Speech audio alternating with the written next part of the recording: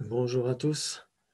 Nous allons essayer aujourd'hui de revoir un petit peu les relations logiques et de voir qu'elles ne sont pas toujours exhaustives ou en tout cas qu'on peut trouver des exceptions parfois.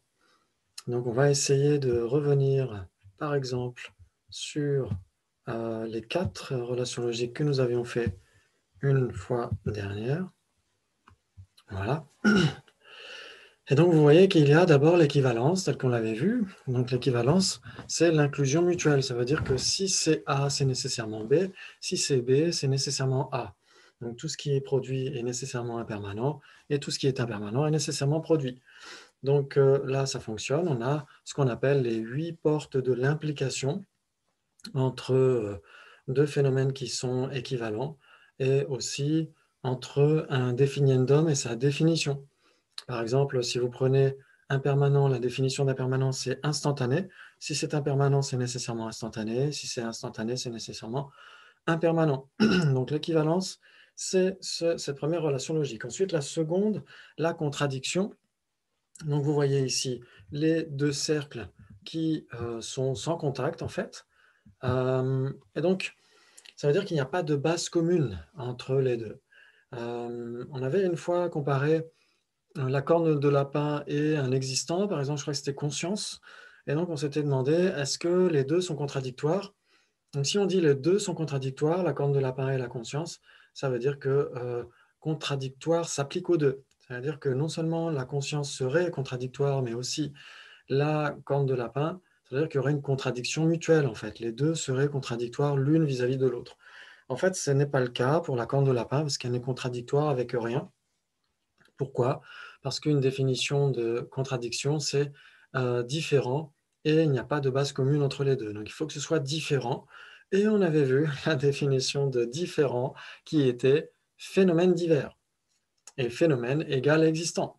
Donc une corne de lapin n'existe pas, ce n'est pas un phénomène, et donc ça ne peut pas être un phénomène divers. Elle n'est contradictoire avec rien. Elle n'est pas différente de conscience et elle n'est pas donc contradictoire avec conscience. C'est conscience elle-même qui est contradictoire avec la corne de lapin. Parce que la conscience existe, c'est un phénomène et ça peut être un phénomène différent. C'est un phénomène différent par rapport à corne de lapin et non seulement c'est différent par rapport à corne de lapin, mais il n'y a pas de base commune entre les deux. Très bien, donc la contradiction, comme on l'avait vu quand on avait comparé certaines bases établies, on avait vu que par exemple impermanent et permanent sont contradictoires. Vous pouvez prendre aussi forme et conscience. Forme et conscience sont contradictoires. Conscience et facteurs composés non associés sont contradictoires aussi, etc. etc. Vous pouvez prendre même couleur et table. Couleur et table sont contradictoires. Il n'y a rien qui puisse être les deux. Mais elles peuvent être une même entité. Donc, il n'y a pas de base commune entre une table et une couleur, mais elles peuvent être une même entité. Donc, c'est là où on peut voir une distinction entre avoir une base commune et être d'une même entité. Très bien. Donc là, on a justement des phénomènes que l'on compare avec 3 possibilités où certains peuvent être une même entité. OK. Donc, par exemple, vous avez fruit et végétal ici, donc A, B et C. A va être végétal, fruit, ça va être B, et C, ça va être ce qui n'est ni l'un ni l'autre. Donc ça, on va y revenir tout à l'heure parce que c'est ce qui nous intéresse dans le sujet d'aujourd'hui. On va voir qu'en effet, 3 possibilités, c'est entre fruit et végétal. Si c'est un fruit, par exemple une pomme, c'est nécessairement, donc une pomme est nécessairement à la fois un fruit et un végétal. Vous avez un végétal qui n'est pas une pomme, par exemple une fleur, et vous avez ce qui n'est ni l'un ni l'autre, une conscience. Voilà, vous pouvez choisir beaucoup de choses dans ce qui n'est ni l'un ni l'autre. Vous pouvez choisir par exemple une personne, vous pouvez choisir un phénomène permanent, vous pouvez prendre un non existant comme une corne de lapin, comme vous voulez. Très bien, donc ça on va y revenir tout à l'heure. Après 4 possibilités ici, donc rouge et la couleur d'un fruit, c'est ce qu'on avait vu. Il y a quelque chose qui peut être les deux, il y a quelque chose qui peut être l'un et pas l'autre, il y a quelque chose qui peut être l'autre mais pas l'un, et il y a quelque chose qui n'est ni l'un ni l'autre. Très bien. Donc ce qu'on va essayer de voir, c'est aujourd'hui 3 possibilités sans que quoi que ce soit ne puisse être ni l'un ni l'autre. Donc on va revenir à 3 possibilités. Ici, voilà. Dans certains cas, on peut trouver cette configuration qui ressemble, en fait, c'est un mélange entre trois possibilités et quatre possibilités. Euh, Normalement, c'est appelé en tibétain trois possibilités sans que on puisse trouver quoi que ce soit qui puisse n'être ni l'un ni l'autre, mais en fait, la configuration elle-même, ça ressemble plus à ces deux cercles qui s'entrecroisent, et à ce moment-là, il n'y aurait pas le D, en fait. Le D n'existerait pas. Donc, c'est quelque chose d'assez spécifique. On va voir ça avec un débat. Voilà. Un débat qui est extrait de Debate in Tibetan Buddhism de Daniel Perdue, donc qui traduit le Yongzin Dura, justement, le texte sur lequel on s'appuie ici pour trouver les définitions du point de vue des Sutrantika qui suivent le raisonnement. On trouve les définitions données par Yongzin Purbuchok, bien sûr. Dans les autres Dura, dans les autres compendiums de thèmes, vous trouverez des définitions sensiblement différentes. C'est ce qui permet un raffinement, en fait. On essaie de mieux comprendre ce qui circonscrit un phénomène, puisque la définition d'un phénomène, c'est ce qui le circonscrit par rapport à tout le reste. C'est l'ensemble de ces caractéristiques définissantes, on pourrait dire. Très bien. Donc ici, on a un débat entre connaissable et non impermanent. Donc il faut essayer de revenir à certaines bases importantes. Euh, Connaissable, qu'est-ce que ça veut dire?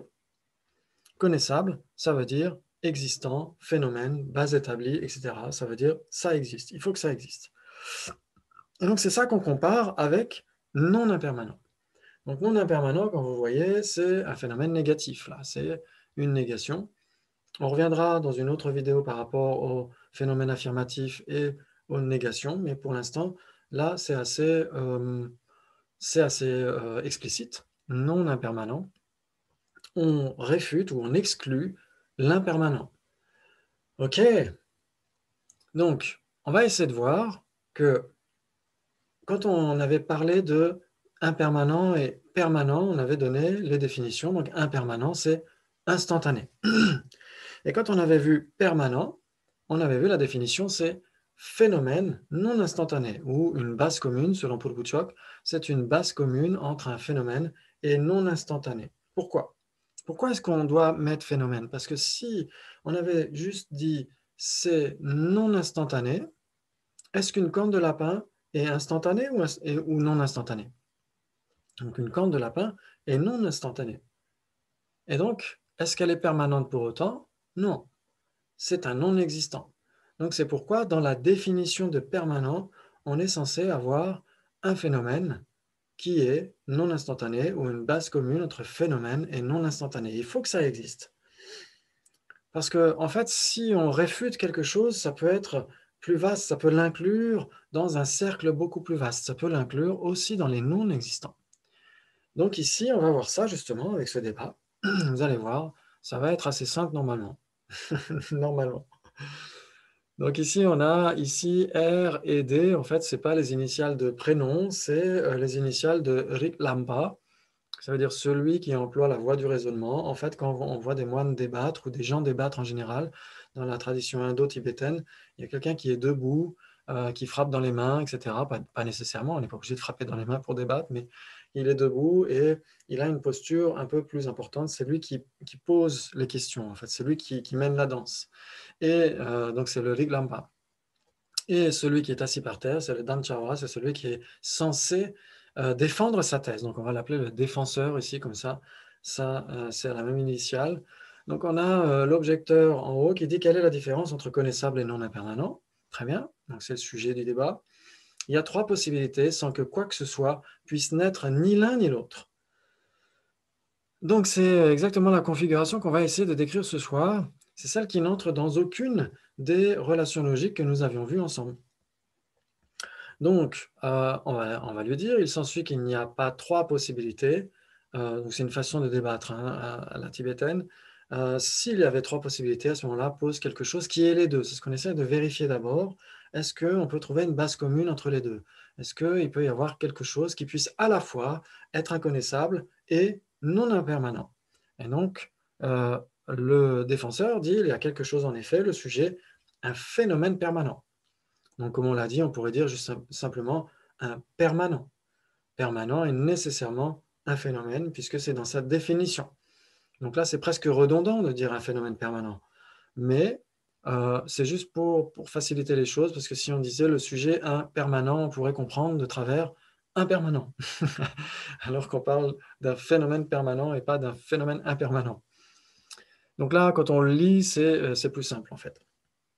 Très bien, donc un phénomène permanent, c'est ce qui est posé ici comme étant à la fois inconnaissable et non impermanent. Donc on va vérifier tout ça, on va essayer de vérifier tout ça point par point. C'est comme ça que fonctionne un débat. On a la raison racine, on va dire, le tronc commun de la discussion, et à chaque fois, on va essayer de voir les différentes branches de la discussion et de vérifier chacune des branches, d'élaguer chacune des branches pour être sûr qu'on ne se trompe pas et qu'on est bien sûr d'avoir une cognition. Dans ce cas-là, ce sera une cognition inférentielle, une déduction logique valide par rapport à tout ça. OK?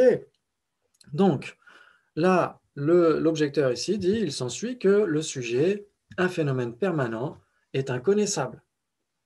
Normalement, oui, on est censé dire oui, puisque c'est ce qu'on a donné comme étant l'illustration de ce qui doit être à la fois inconnaissable et un non impermanent. Donc, normalement, le défenseur doit accepter ça, sinon il se contredirait lui-même. Et là, il terminerait le débat, ce serait fini pour lui. OK, donc il accepte ça. Donc, on va lui dire, le sujet inconnaissable est inconnaissable. Donc là, il y a un tiret. Pourquoi? C'est pour lui suggérer de donner la réponse. C'est lui qui va répondre. Pourquoi inconnaissable est inconnaissable? Il va dire parce que c'est un existant. Pourquoi? Parce qu'on avait vu que connaissable est équivalent avec existant, avec phénomène, etc. Donc il peut tout à fait justifier son choix de poser de dire qu'un phénomène permanent est inconnaissable. Pourquoi? Parce qu'un phénomène permanent est un existant. Donc ça va. Inconnaissable est inconnaissable. Pourquoi? Parce que c'est un existant. Très bien. D'ailleurs, il est possible qu'il y ait une erreur dans la traduction normande. On aurait dû dire un phénomène permanent est inconnaissable. Pourquoi? Donc il faudrait justifier pourquoi le phénomène permanent est inconnaissable. C'est pas grave. Normalement, dans l'original anglais, il ne devrait pas y avoir l'erreur. Donc ici, quand c'est des couleurs, ici, bleu, verte, ici, elles n'apparaissent pas dans le texte anglais, mais c'est juste pour dire que on veut quelque chose qui soit les deux. Et quand ce sera une couleur rouge, c'est quelque chose qui n'est pas ceci. C'est censé faciliter les choses, mais je ne suis pas sûr que ça fonctionne. On va voir tout ça. OK, donc il dit un phénomène permanent est inconnaissable, en effet, c'est un existant. Inconnaissable est inconnaissable, on est d'accord, c'est un existant. Un phénomène permanent est un existant, nous sommes d'accord. Tout ça, c'est OK. Maintenant, l'objecteur dit il s'ensuit que tout ce qui est un existant est nécessairement inconnaissable. On est d'accord. On est d'accord. Il y a une équivalence infaillible entre les deux. Il va l'accepter. On va dire il s'ensuit que le sujet est un phénomène permanent et non impermanent. Là, ça se complique parce qu'il y a une négation. Mais c'est quand même assez simple jusqu'à maintenant. Ça va se compliquer encore plus, vous allez voir. Un phénomène permanent est non impermanent. Donc ça, c'est une règle de logique indispensable. C'est la loi de non-contradiction. Quelque chose ne peut pas être soi-même et son contraire, dans un même contexte, dans un même moment. C'est ce que dit Alfred de Musset dans une de ses pièces. Il faut bien qu'une porte soit ouverte ou fermée. Donc, bien sûr, on est d'accord qu'une porte peut être ouverte le matin et fermée le soir. Ça, ce n'est pas un problème. Sauf qu'elle ne peut pas être ouverte et fermée en même temps. Il faut choisir. Soit elle est ouverte, soit elle est fermée. Même si elle est entrouverte, elle n'est pas fermée. OK, donc ici, vous avez un phénomène permanent et non impermanent. On est d'accord. Parce que permanent et impermanent s'excluent mutuellement, sont contradictoires. Donc si ça existe, c'est nécessairement soit permanent, soit impermanent. Donc si c'est permanent, ça ne peut pas être impermanent. Donc on est en train d'exclure l'impermanent. Le phénomène permanent est un non-impermanent. OK. Donc le défenseur l'accepte. S'il est raisonnable et qu'il accepte la logique, normalement c'est un antagoniste approprié. Si ce n'est pas quelqu'un qui accepte la logique, on ne peut pas débattre avec cette personne, ce n'est pas possible. Donc il est censé être suffisamment raisonnable pour accepter que permanent et impermanent sont contradictoires. Ok, donc maintenant ici, on va lui demander de se justifier. Pourquoi est-ce qu'un phénomène permanent est non impermanent? Il va dire parce qu'il n'est pas produit par des causes et conditions.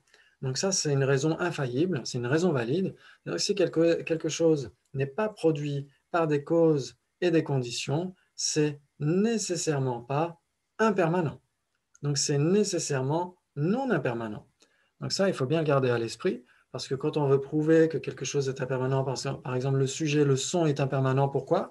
Parce qu'il est produit. Parce qu'il est produit par des causes et conditions. Les causes qui l'ont engendré, surtout les causes substantielles, la cause substantielle s'est transformée pour donner son effet. Et donc l'effet est nécessairement en train de changer puisqu'il est issu d'une cause qui s'est transformée, qui a changé d'instant en instant.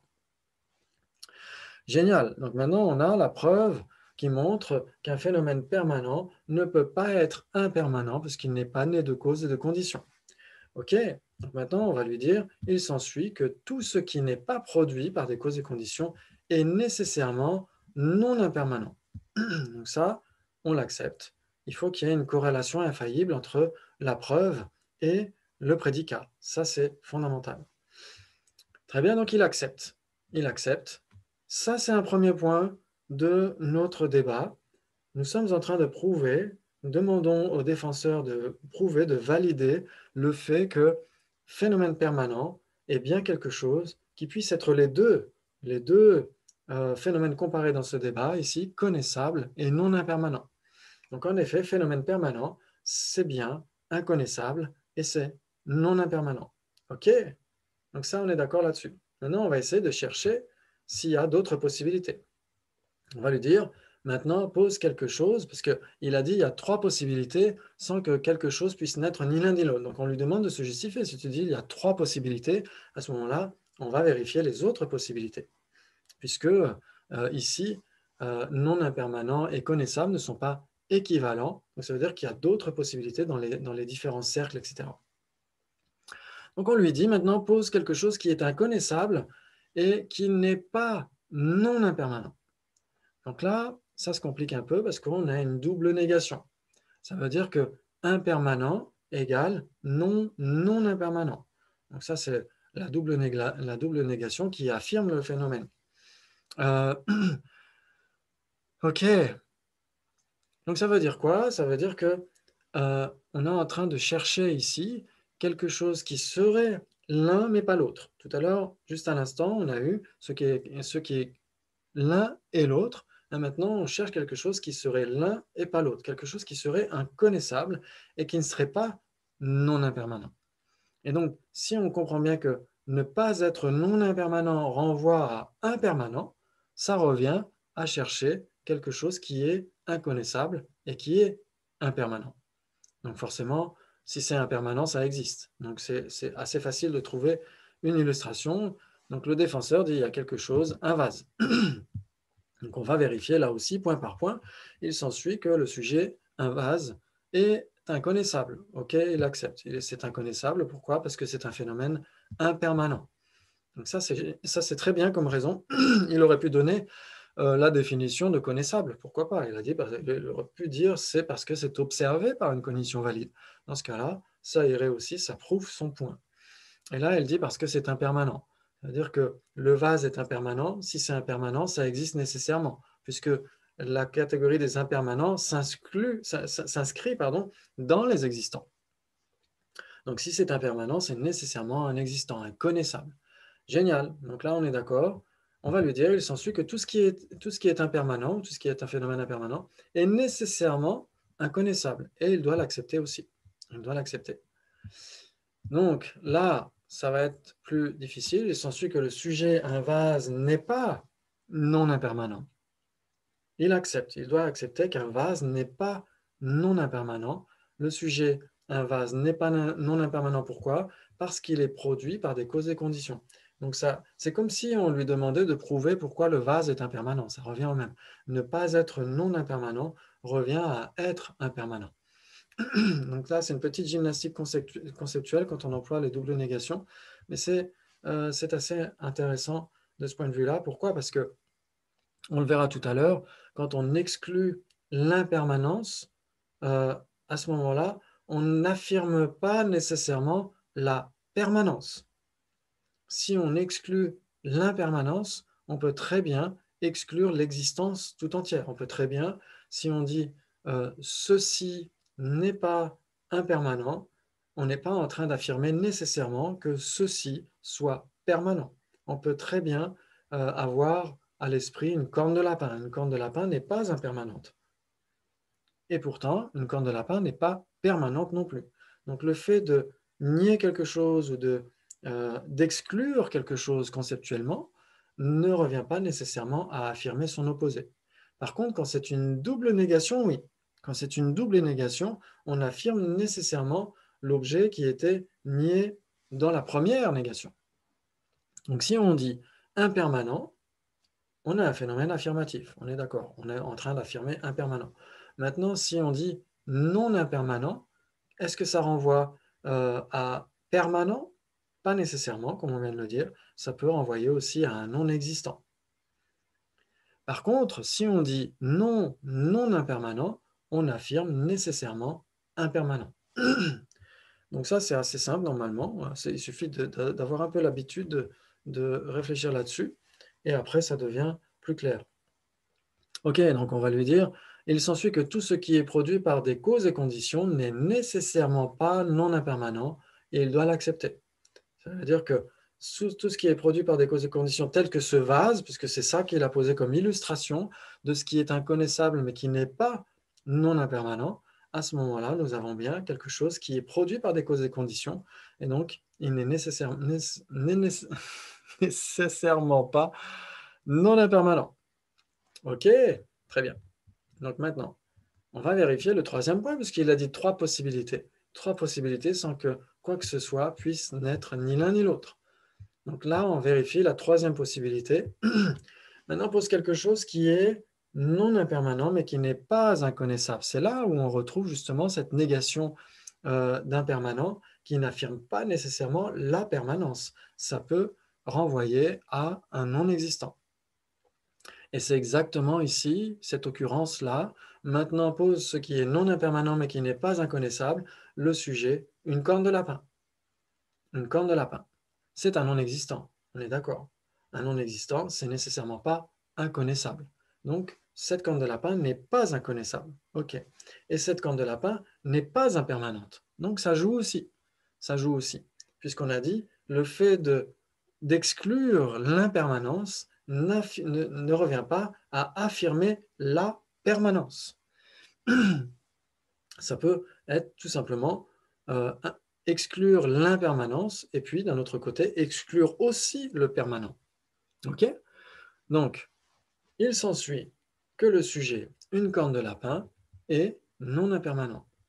On l'accepte. Le sujet, une corne de lapin, est non impermanente parce que c'est un non existant.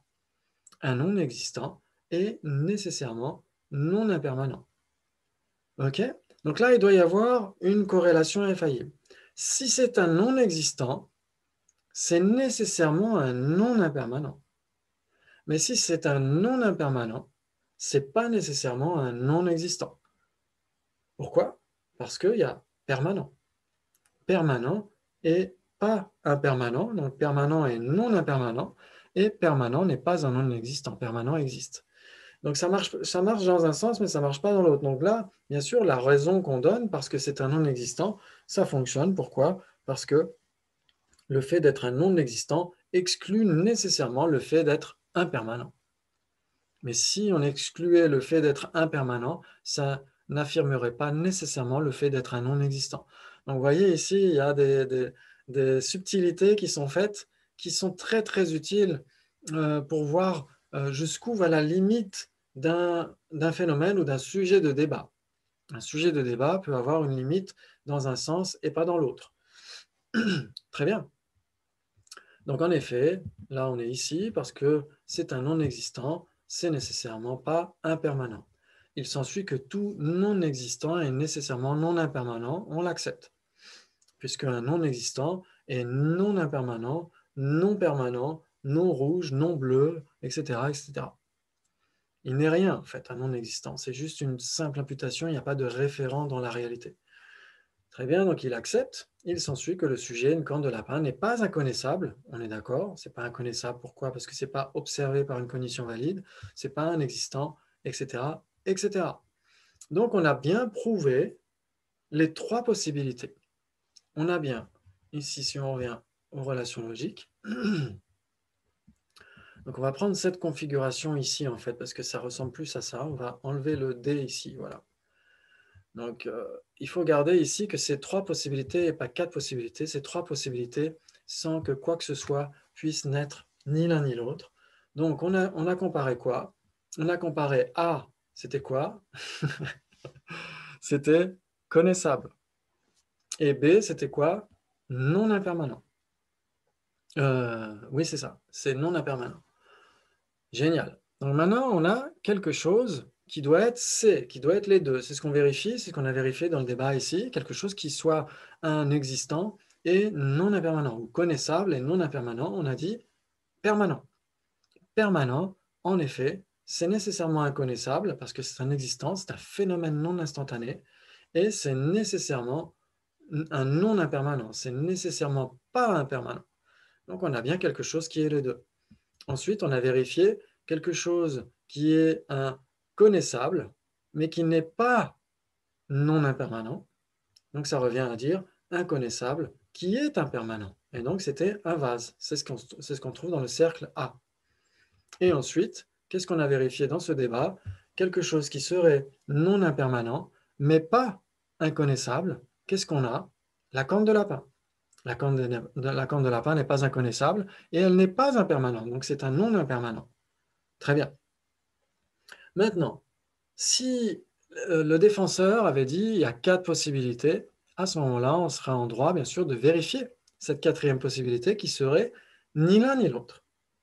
Ça veut dire qu'il faudrait qu'il nous donne l'illustration de ce qui n'est ni inconnaissable, ni non impermanent. Ça ne doit pas être un existant et ça ne doit pas être non impermanent. Donc ça veut dire que ça doit être impermanent, puisqu'on exclut doublement l'impermanence. C'est un non impermanent, donc c'est un impermanent. Le problème, c'est qu'un impermanent existe nécessairement. Donc ça ne peut pas être un non existant. Donc c'est pourquoi on n'a aucune possibilité D ici pour connaissable et non impermanent, parce que sinon on devrait pouvoir trouver un impermanent qui n'existerait pas. Et ce n'est pas possible. Donc c'est pourquoi cette exception arrive de temps en temps, qu'on appelle trois possibilités sans que quoi que ce soit puisse naître ni l'un ni l'autre. Euh, mais la configuration ressemble à quatre possibilités. Quand on fait les cercles, si vous faites les cercles chez vous, quand vous essayez de distinguer, d'analyser, de comparer des phénomènes, etc., quand on dit trois possibilités, quatre possibilités, équivalents, contradictoires, etc., vous pouvez dessiner ces cercles quand vous entendez des enseignements, etc., quand vous avez des lamas qui enseignent et qui disent, voilà, entre tel et tel phénomène, il y a tel ou tel type de relation, c'est plus facile ensuite de comparer justement et d'avoir une image claire à l'esprit. Donc ici, on a ce diagramme qui montre une exception. Ça veut dire qu'il n'y a pas D, en fait. Il n'y a pas la solution D dans cette configuration-là. Il n'y a rien qui puisse naître à la fois ni connaissable, ni non impermanent. Voilà, c'était cette exception que je voulais évoquer ici, parce qu'elle arrive de temps en temps, mais sinon, la plupart du temps, on retrouve les autres relations logiques et on continuera pour la prochaine fois. Merci beaucoup pour votre attention. À bientôt.